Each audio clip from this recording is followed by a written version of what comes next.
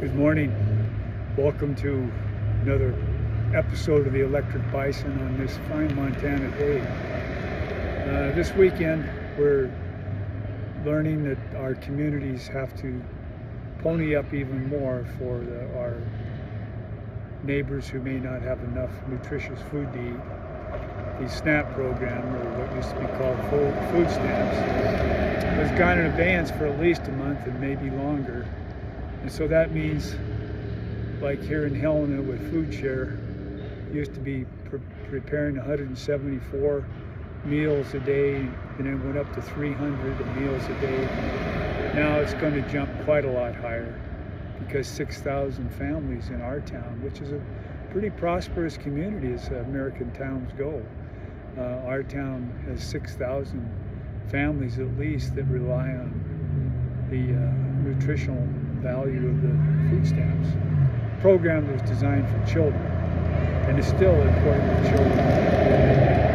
I think that it's unfortunate that the present administration is forcing half of the states in the United States to go into court to prove that there's some money available for an emergency like this to support the cost of the nutritional benefits.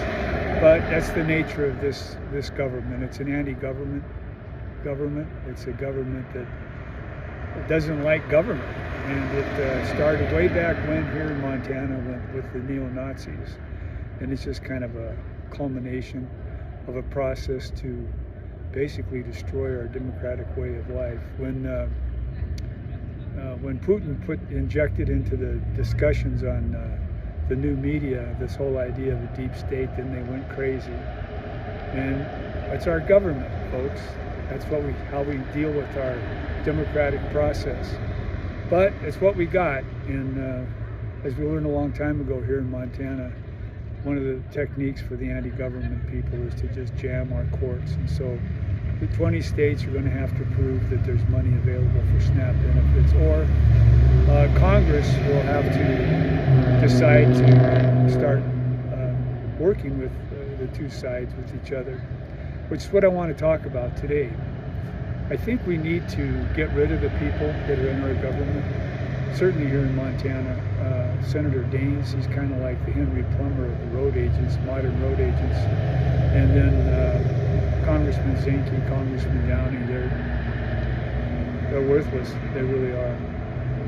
But I'm not saying that because they're Republicans. It's because they seem to be afraid of President Trump, who purposefully has been threatening them with all kinds of problems if they go against him. But we need to have a Congress that actually works, a Senate and a House that actually talk to each other, because we have some really complex problems to resolve. And I want to bring a couple of those to your attention. When the cost of health care has driven the Affordable Care Act premiums on the insurance exchange so that they'll jump up by the end of the year to be sometimes 1,000% higher than what people have been paying, but certainly on average about twice. That's a huge hit for a couple of million Americans. Well, I'm looking at this and I'm going, well, there's a reason for those costs going up. What is it? We just keep having a half-baked healthcare system that's paid for with subsidies from our government through the insurance companies? I don't think so. I think we need to face facts and begin dealing with the underlying costs of our healthcare system. And one of the ways to do with that, I hope, will come out of this fiasco we're watching right now in Washington, is that the bill that's already in the House and the Senate to increase the number of residencies for doctors by 2,000 a year more, by modifying the Medicare support for hospitals that do train residents, will get us a bigger number of doctors over the next 7 years. That's the beginning to get at some of the root causes of our healthcare system's costs.